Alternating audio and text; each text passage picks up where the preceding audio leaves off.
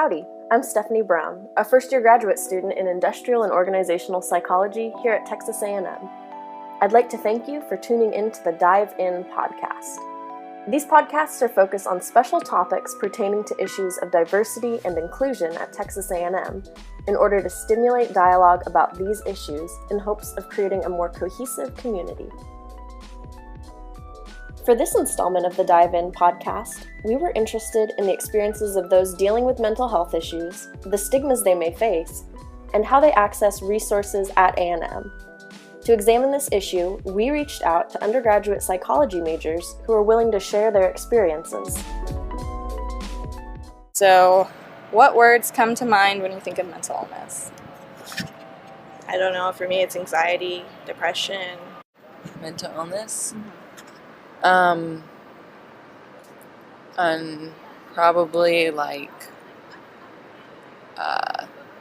sorry. No pressure, no, like just whatever comes to mind, like first thing you think of. Sad. Need help. Maybe outreach. Just first thing that comes to mind. Responsibility. I don't want to say underrated, but like people don't think it's super important. There's a huge stigma about it, so that's another word. Because people just tend to think of, oh my God, you're crazy or something like that, and that's totally not true. Hereditary. I think of challenges, and I think of people overcoming those challenges, and I think of how people react to that. It's kind of like a mixture of positive and sometimes negative. Mental illness, I think of like a brain. I don't know. The color green comes to mind. It's not necessarily fun. First, I think about counseling. People need some support and help, which should be very professional, especially for those who have mental illness and suffer from those kind of symptoms. Tend to think of things like pretty dark things like depression and anxiety and stuff like that, and obviously psychology, because that's a big part of dealing with mental illness. And I think it kind of shows how one-sided the conversation is about it, how we don't really think of all the humanistic things, that like people who have mental illness are still people and they still function in a certain range and can do things, but we just tend to think of all the negative stuff.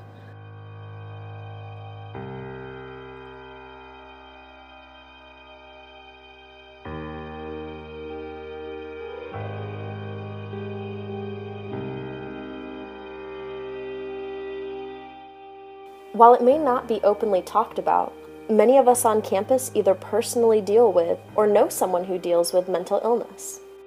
I've had several members of my family have gone through mental illnesses and addictions or whatever, stuff like that, and so it's definitely a problem. It's definitely like a mental, like you are sick problem.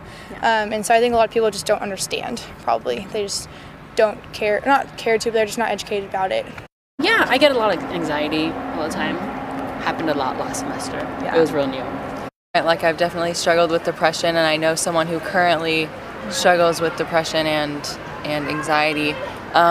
Main one for me, obsessive compulsive disorder. And it's like definitely a huge part of everyday life, like little things like walking and stuff. But obviously, like I said, with misunderstood, like people think it's a lot different than what it really is. It's just like, oh, I'm so OCD, I'm so like neat and stuff. So yeah, it's not always like at the forefront of my mind, but it definitely impacts like every little thing that I do. The last student made a really good point about how mental illness is perceived by those who don't have it. We've all heard someone making light of mental illness. This stems from a lack of understanding on how mental illness truly affects people's day-to-day lives. Sometimes, it's hard to see how mental illness can affect the everyday tasks that those of us who don't struggle with mental illness can take for granted. One of the students we interviewed speaks about her personal experience with mental illness. I personally I have anxiety and ADHD, and that affects my life a lot of just the ability to do like homework or studying. If I don't have my medication, it's just kind of like I'm all over the place and I can't focus on anything, and it really hindered, it really made my grades suffer my freshman year of of college, before I knew that I had it. And I've suffered from depression before, and that really also just affects every part of your life. Like, for me personally, I just didn't want to get out of bed ever. Like, I was lonely, but I didn't want to make the effort to go see people. I just felt very disconnected and lonely. And then also, I have multiple friends and people in my life who suffer from eating disorders, which is something that is very common but not talked about quite as much.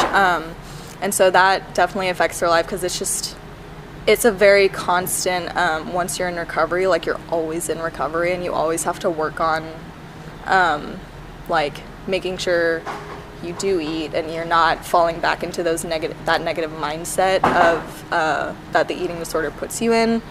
And so I've definitely seen it kind of affect their lives, as in like one of my friends almost had to take a semester off because she needed to go to recovery, and it's just it really affects their lives and makes them feel very negatively about themselves, and it just affects everything. Like, mental illness is a part of your everyday life if you have one.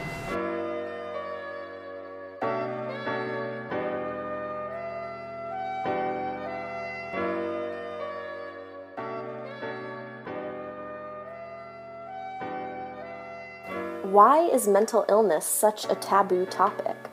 Most of us know someone who has dealt with some form of mental illness, or we have dealt with it ourselves, and yet it is still a struggle to talk about. One student we interviewed spoke to the idea that many of us don't know enough about mental illnesses to offer help or advice to those who struggle with it. I do have a friend who has, panic disorder, and like kind of severe level of depression too, and she's kind of like always asking for kind of help whenever she experiences those kind of feelings or symptoms. But it's kind of hard for me to figure out what kind of like help I should really provide to her. So I sometimes have kind of problems with that too. As a campus, it's important to remove the stigma around mental illness and make help available for the Aggies who need it. One person we interviewed spoke about how her friend's experience with mental illness helped her to see it in a different light. So she started seeing a counselor in high school, and that seemed to really help. And now that she's in college, we're very far from home, and so she can't continue to see him. But she goes to a pretty big university, and so she's lucky that she can still go to counseling services there. But it's definitely made me more aware of just how many people suffer from mental illness, and like, if you didn't know it about her, you would never guess it. And so again, that's kind of like, we have this idea of people with anxiety are just like, constantly on the fritz and can't do anything, and like, she can do a ton of stuff. It's just, she has her days where she just has to take a break or needs to talk to somebody. And so knowing that about her, I think, has made our friendship closer and helped me get a better grasp on the lives, or like what people who have mental illnesses kind of go through on a day-to-day basis.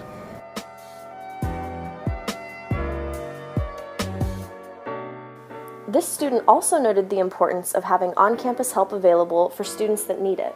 She shares her thoughts about the access to help for students at A&M. Well, I'll be honest, I was not excited about them getting rid of Kane Hall and moving student counseling services way out to White Creek, and so they need more buses out there. I think they need to publicize more that we have counseling services. They definitely need more counselors. I currently work for a health clinic, and we got 2 or 3 calls yesterday alone where people were wanting to be seen, and like we don't have enough counselors and the counseling service doesn't have enough, and so it's a very underserved area like the BCS area is, and so A&M specifically I feel like should do a lot more to publicize that we have counselors and try to get more people on staff and try to make it easier to get out there, because I know you have to pay for parking and that's a pain, and the bus only goes out there like every 20 minutes, or if you walk it's really far. So yeah, I think there's definitely strides to be done, and most of them are pretty reasonable things to fix. So hopefully A&M will get a little bit better, like more on track as far as helping out students who have mental health issues.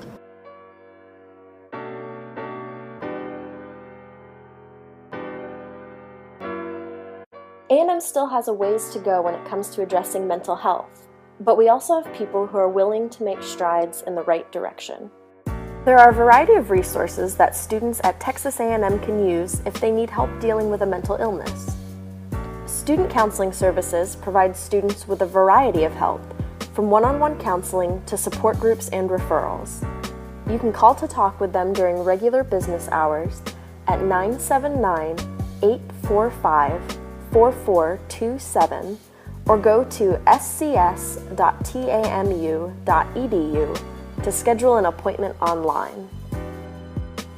If you're dealing with a mental health crisis outside of regular business hours, you can call Helpline for information, support, or crisis assessment 24/7. Their number is 979-845-2700. We'd like to thank all of the anonymous students for participating in the interviews. Like we said, mental illness is not an easy topic to discuss, and we appreciate your honesty and willingness to speak with us. We also want to thank the students of the Dive In Committee for all of their hard work, and our faculty advisors, Dr. Josh Hicks and Dr. Isaac Sabat. Finally, we extend a special thanks to the College of Liberal Arts for funding this project with the IDEA Grant, which funds innovations in inclusion, diversity, equity, and accountability. If you would like to learn more about the Dive In podcast or learn how to get involved and make a difference on campus, you can contact us at divein.tamu@gmail.com or check out our Facebook page by searching Psychology Diversity Committee. Have a great day, Ags. Thanks and gig 'em.